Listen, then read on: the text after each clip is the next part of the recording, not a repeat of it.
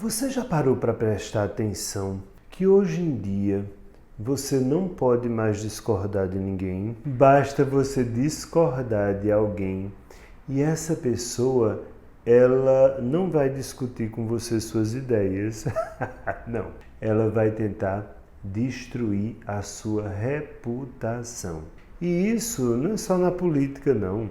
É na política, é na internet, é no trabalho, é na família, nos relacionamentos amorosos, não importa. As pessoas estão sendo treinadas para destruírem a reputação das outras. E isso é uma técnica que tem nome, sobrenome, autor, e é uma coisa muito curiosa que tenha sido ativada nos dias atuais. E sabe o que é pior? Você pode estar vivendo isso sem nem perceber. Quer saber do que é que eu estou falando? Eu sou Marcos Lacerda, psicólogo, e esse é mais um Nós da Questão. Vamos junto!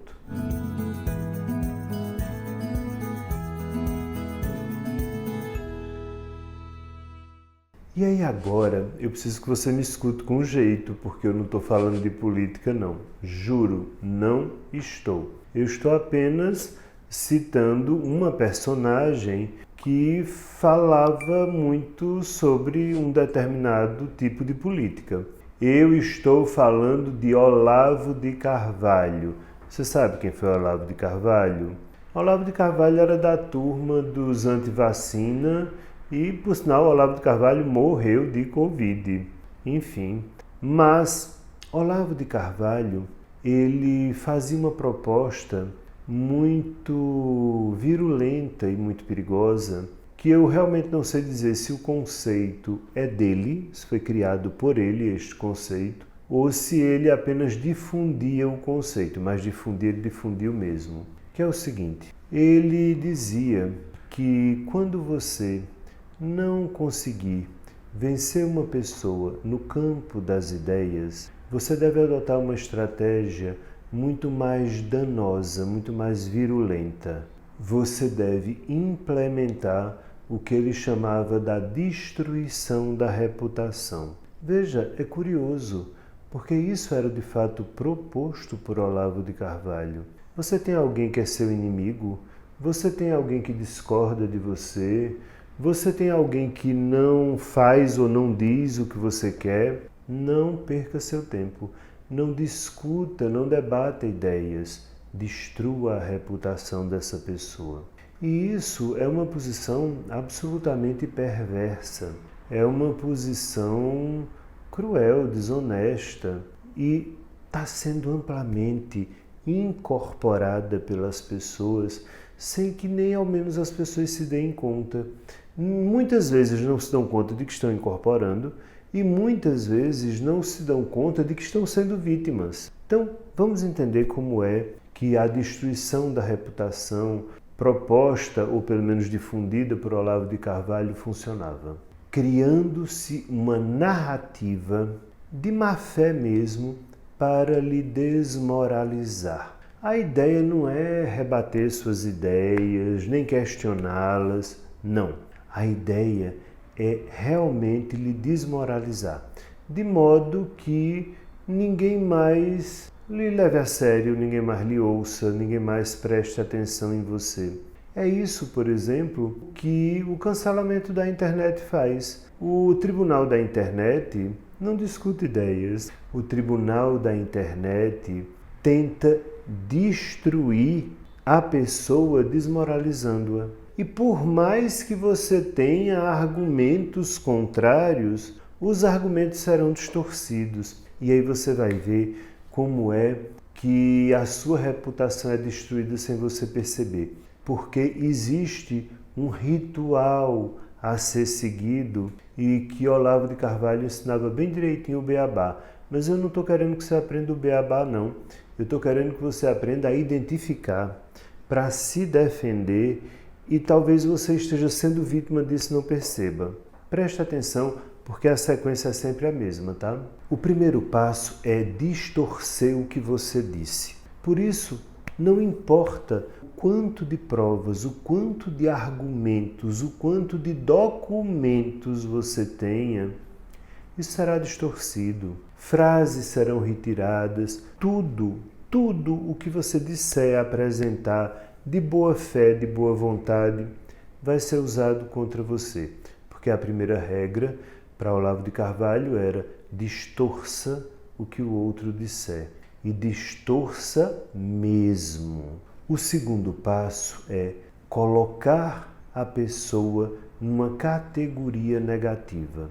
Então, Olavo de Carvalho dizia que é preciso categorizar negativamente a pessoa, já que eu quero destruir a reputação dela. Então, eu devo categorizá-la como tóxica, misógina, comunista, como qualquer coisa que a sociedade entenda como negativo, ainda que não haja nenhum fundamento para isso. Mas o fundamento vem dos fatos que eu já distorci. Primeiro eu preciso distorcer, depois eu categorizo o outro.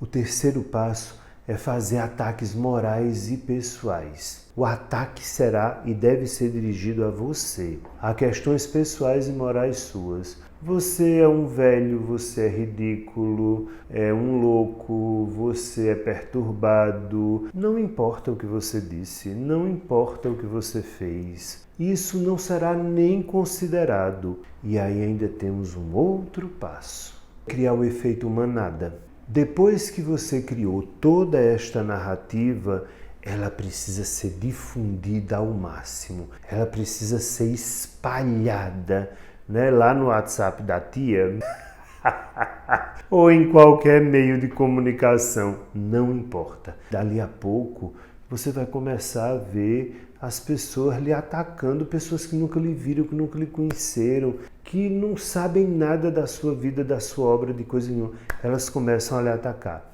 porque é uma manada. Então vem todos, de todos os lugares, e você começa a se sentir olhado, observado, criticado. Fala: gente, de onde tiraram isso? De onde saiu essa história? A narrativa da destruição da sua reputação já foi colocada. Agora vem cá, isso tudo proposto por Olavo de Carvalho te parece familiar? Para, bebê! Para! Porque eu sei que você acha isso familiar, porque você já viu isso acontecer muitas vezes na internet. Pior, você participa, porque você faz parte do efeito manada sem se dar conta. E mais, você também vê isso acontecer, sabe aonde? Em términos de relacionamento. Um dia você é o amor da vida de uma determinada pessoa. No outro dia, por uma discordância, por uma briga, pelo que quer que seja, essa pessoa lhe transforma no Satanás. E ainda joga isso na internet, ainda fala mal de você em todos os cantos e vai criando o efeito manada. Agora fica a pergunta: será que se um dia você era tão amado ou amada e no outro você é tão odiado, odiada, será que você mudou mesmo tanto assim? Ou, na verdade, a pessoa que se sente contrariada, abandonada, ferida, começa a deturpar a realidade. Por quê? Por ódio. E este ódio faz com que esta pessoa crie narrativas que não são verdadeiras, porque ela, de fato, quer que a sua reputação vá por água abaixo. Eu estou rindo porque a minha idade tem suas vantagens. Na minha idade, mais do que com minha reputação, eu me preocupo com as minhas coronárias. Mas tudo bem, é fato. Eu apanho, né, na internet, claro. Quem não apanha nessa terra sem lei? Mas, de verdade mesmo, para os mais jovens é mais difícil. Tanto nas relações afetivas que acabaram, como nas relações de trabalho, na internet, relações familiares. Para os mais jovens é realmente mais difícil. Porque, de fato, quando a gente vai ficando velho, a gente vai perdendo um pouco o pudor com a própria reputação. E aí a gente começa a dizer: dane-se, quem se importa afinal de contas? Mas este mecanismo pode levar muitas pessoas a um sofrimento agudo e pode levar muitas pessoas a tirar a própria vida. E é por isso que é preciso que você perceba que talvez a sua reputação tenha sido ou esteja sendo destruída por alguém usando esse esquema que Olavo de Carvalho falava tanto, que de algum modo conseguiu se entranhar na alma social. Então é preciso que a gente esteja muito alerta, porque a gente está num tempo onde muito mais importante do que a verdade e está valendo mais a história mais bem contada e mais bem deturpada daquela pessoa que quer sair por cima. E isso é preciso ter muita atenção. Porque às vezes a pessoa disse coisas que não disse, que fez coisas que não fez, que você fez ou pintou, bordou e aconteceu o que nunca foi. E você começa a não perceber isso. Às vezes, eu repito, no local de trabalho, às vezes dentro da própria família. E olha, eu vou te falar, você é pego de surpresa às vezes, quando se dá conta que a sua reputação foi para o beleléu. E se você não tiver uma boa estrutura interna, você pode se dar muito mal. Então põe uma coisa na sua cabeça. A gente vive tempos onde poucas pessoas querem de fato o diálogo. As pessoas querem se dar bem e a destruição da sua reputação é uma técnica que tem sido muito usada. Agora, por que esse vídeo? Para ver se você, enquanto integrante dessa sociedade, acorda para esse fato. Acorda enquanto vítima, porque potencialmente você pode estar sendo neste momento e não perceber, como também para que você não seja o agente desta destruição de reputação sem perceber que está sendo, porque na verdade, como o efeito é manada, você fica contaminado por um ódio e por uma coisa que nem é seu e nem é de ninguém. É de uma circunstância que foi manipulada. E eu tenho visto isso acontecer com muita frequência.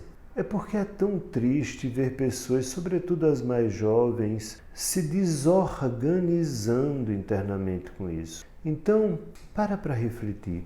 Será que não destruíram sua reputação e você nem viu? Será que ela não está sendo destruída agora e você não percebe? E mais do que isso, será que você não está sendo usado como uma grande massa de manobra para destruir a reputação de diferentes pessoas neste momento? E mais, você acha que isso é legítimo? Você acha que isso está certo? Você acha que você está defendendo o justo? Nunca. Quando eu destruo a reputação de qualquer ser humano, eu posso estar sendo justo. Isso não faz o menor sentido. Algo me chamou a atenção certa vez, que foi uma novela que passou há muito tempo e que vai ser relançada agora, que se chama Vale Tudo. Vale Tudo foi uma novela que fez um sucesso incrível, porque teve a incrível Beatriz Segal no papel de Odete Roitman, a vilã da novela. E a vilã da novela, ela era assassinada. E ficou a pergunta, quem matou Odete Roitman? E o Brasil parou, querendo saber quem tinha matado Odete Roitman. E Odete Roitman era uma mulher muito má, muito cruel, de fato.